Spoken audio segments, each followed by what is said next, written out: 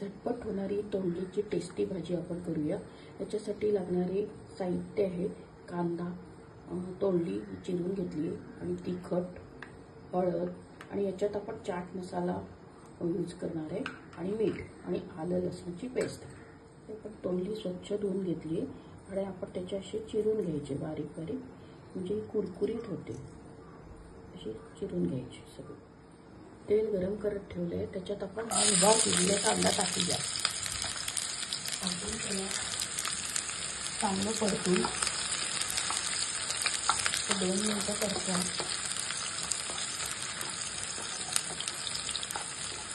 आणि त्याच्यावर हे झाकण ठेवूया। 2 मिनिटं झाकण ठेवूया।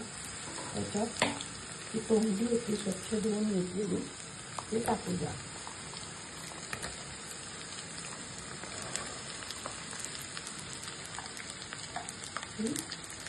परतून घ्यायची व्यवस्थित, सगळीकडे परतून घ्यायची। त्याच्यावर 2 मिनिटं झाकण ठेवूया। आता झाकण काढूया आणि व्यवस्थित 2 मिनिटं त्याला तेलात परत परतून घ्यायचं।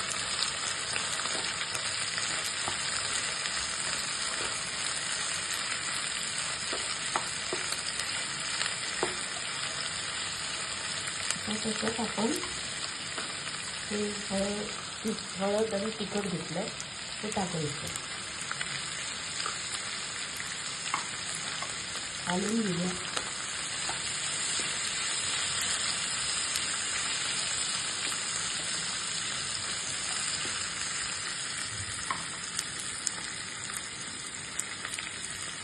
आलं लसणाची पेस्ट ती पण तेलात त्याच्यात परतून घेऊया।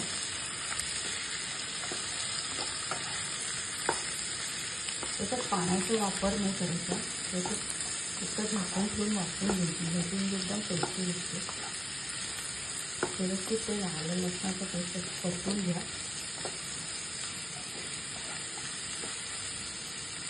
आणि त्याच्यात चवीप्रमाणे मीठ टाका, परत हलवा।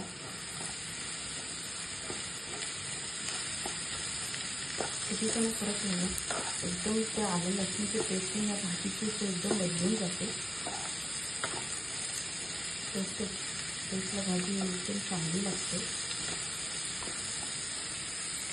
आणि याच्यात परत